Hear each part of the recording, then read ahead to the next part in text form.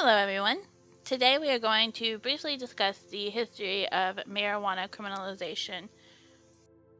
Before we get into the history of criminalization, I want to briefly touch on what is marijuana.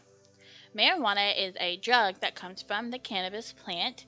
It is the dry leaves, flowers, stems, and seeds which are typically referred to as a bud. The cannabis plant is native to Central and South Asia and is typically used for medicinal purposes. Marijuana can cause changes in mood, thoughts, and perception of reality. There are many different ways that you can use marijuana. You can obviously smoke it. You can make extracts to add to your food, like oils and concentrates.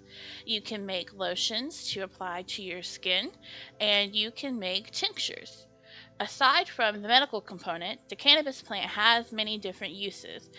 Cannabis plants are most often used to create hemp fibers, which have been proven to last longer than typical fibers like cotton. Marijuana was first introduced to the United States as a recreational drug during the Mexican Revolution in 1910. The Mexican immigrants who moved to the United States brought the tradition of smoking marijuana with them. However, with the influx of Mexican immigrants came a rise of fear and racism. According to Amy Tikkanen of Encyclopedia Britannica, the term cannabis was largely replaced by the anglicized marijuana, which some speculated was done to promote the foreignness of the drug and thus spoke xenophobia. In 1930, Harry J. Anslinger was appointed as the first commissioner of the newly created Federal Bureau of Narcotics. Anslinger made it his personal mission to acquire a federal ban on marijuana, despite the scientific evidence that marijuana was not dangerous.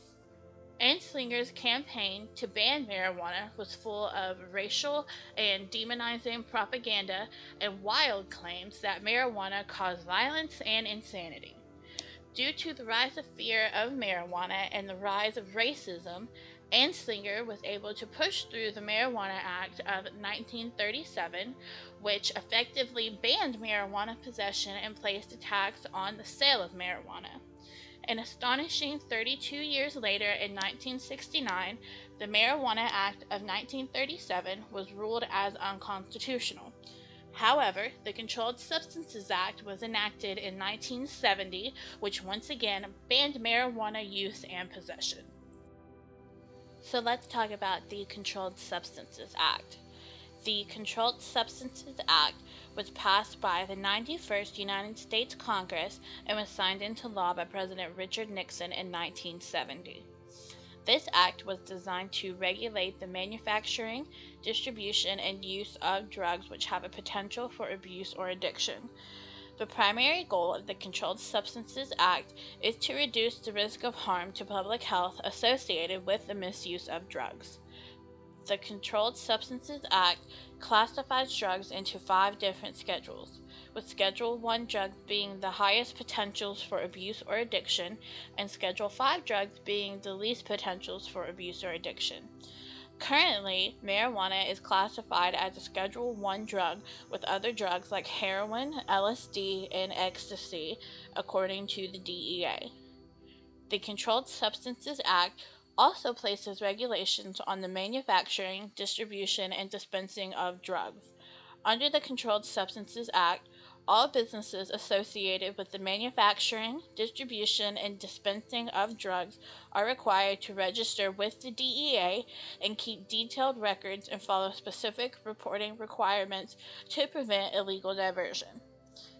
The Controlled Substances Act also outlines the punishment for the unlawful possession, trafficking, or manufacturing of any controlled substance.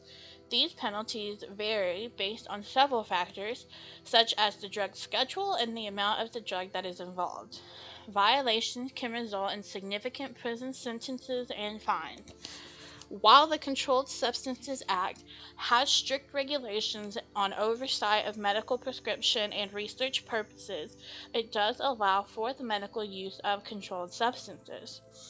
The Controlled Substances Act sets federal guidelines, but each state can enact their own laws related to controlled substances.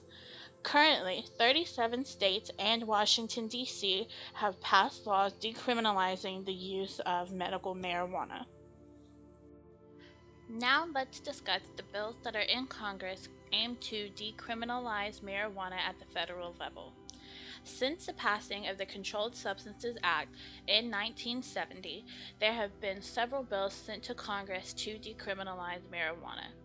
According to the Marijuana Policy Project, there are currently 4 bills in Congress aimed to remove marijuana from Schedule 1 and decriminalize marijuana use. The Marijuana Opportunity, Reinvestment, and Expungement Act, also known as the MORE Act, was initially introduced to the House in 2020 and was passed to the Senate, where the bill died. On May 28, 2021, New York Democratic Representative Gerald Nadler reintroduced this bill to the House. It was then passed on to the Senate on April 1st in 2022. The MORE Act aims to remove marijuana from the list of controlled substances and end the criminalization of marijuana while establishing a policy that emphasizes social equity and minority involvement in the cannabis industry, which includes retail taxes. Since this bill has not yet been assigned to a Senate committee, many of the provisions have been incorporated into the Cannabis Administration and Opportunity Act and will be presented to the Senate separately from the MORE Act.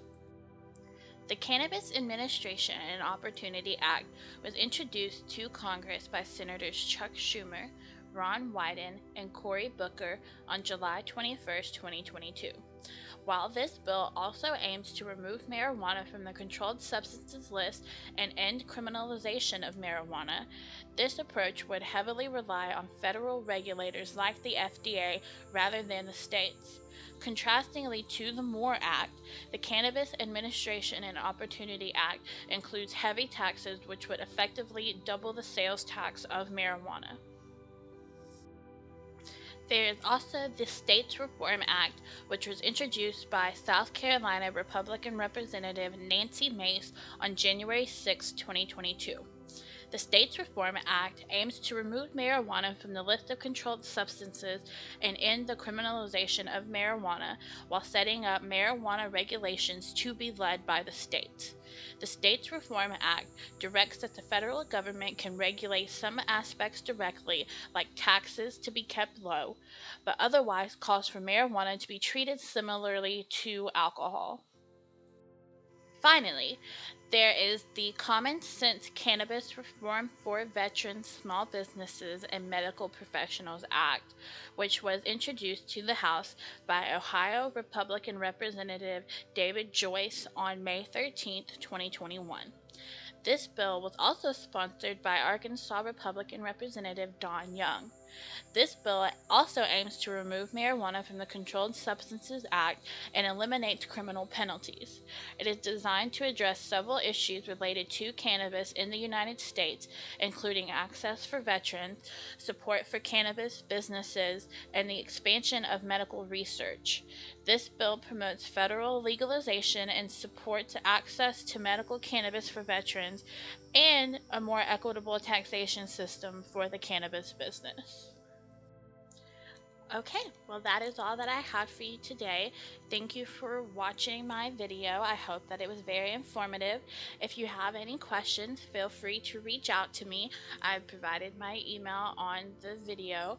Any questions you may have may help me out with my research, so that's also a plus. Again, thank you for watching, and I hope you enjoy. Thank you.